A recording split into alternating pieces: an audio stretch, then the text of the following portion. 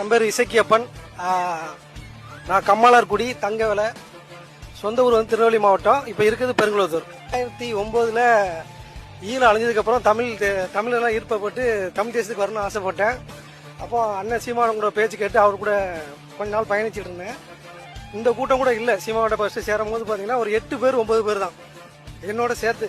அது பார்த்தீங்கன்னா போலி தமிழ் தேசியங்கிறது நமக்கு இப்போ புரிஞ்சோம். நானே வெளியே வந்துட்டேன். அது என்ன அப்படின்னா, நான் ஃபர்ஸ்ட் வேலை பார்த்த இடம் வந்து தாயகம் சிட்பன்னு சொல்லி தாம்பரத்தில் ஒரு பெரிய தமிழ் தேசியவாதி. அவர் பார்த்தீங்கன்னா சீமான பேச்சை கேட்டு மாதம் ஆனால் ஒரு கவரில் போட்டு ஒரு அமௌண்ட் கொடுப்பாரு. நானும் அண்ணன் சீமாவட்டில் போய் கொடுக்க போவேன்.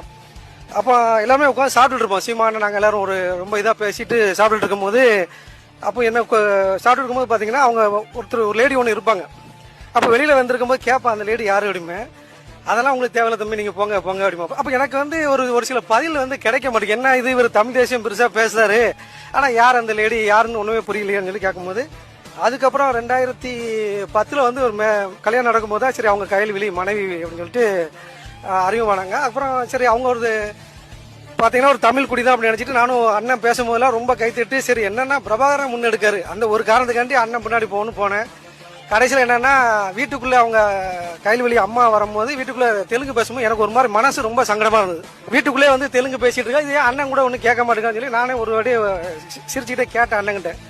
இல்லை தம்பி, அவங்க நம்ம தகப்ப வழி தான் பார்க்கணும், தாய் வழி வந்து கிடையாது, நம்ம தமிழருக்கே கிடையாது. இன்ஷியல் நீ என்ன போடுவோம், உங்க அப்பா தானே போடுது, உங்க அம்மாவே போடுது அப்படின்னு ஒரு மாதிரி ஓப்பனாக பேசிட்டாப்புல. நிறைய விஷயங்கள் வந்து பார்த்தீங்கன்னா நமக்கு பிடிக்கல. அதாவது அவர் நான் சொன்னதான் கரெக்ட் அப்படிங்கும்போது சரி இதை விட்டு வெளியே வந்துடும். ஒரு சின்ன சின்ன இதெல்லாம் வந்து இதுக்கு மனசுக்குள்ள கேள்வி கேட்டுகிட்டே இருக்கும்போது, இந்த கேள்விலாம் எனக்கு இந்த ஐயாவோட விளியங்கள் வந்து ஒத்த கால நிற்கிறது வந்து அப்போ சகுனியை குறிக்கிற மாதிரி, அப்போ அதுக்காக தான் சொல்கிறாங்க அப்படின்னு ஒன்று எனக்கு கேட்கும்போது, இப்போ என் குழந்தைங்க நான் கேட்கும்போது விவரமாக சொல்ல முடியுது. ஒத்த கால நிற்கிறேன்னா இதுதான் மீனிங்கு. அப்போ நம்ம வந்து வழிபாடுகள், ஆன்மீகம், பண்பாடு, தமிழர்களோட பண்பாடு எல்லாம் மீட்டெடுக்கும் போது கரெக்டான ஒரு இது எடுன்னா ஒரு அமைப்புனா அது இதுதான். அதே மாதிரி இது வந்து சின்னதாக இருக்குது இல்லை இது வந்து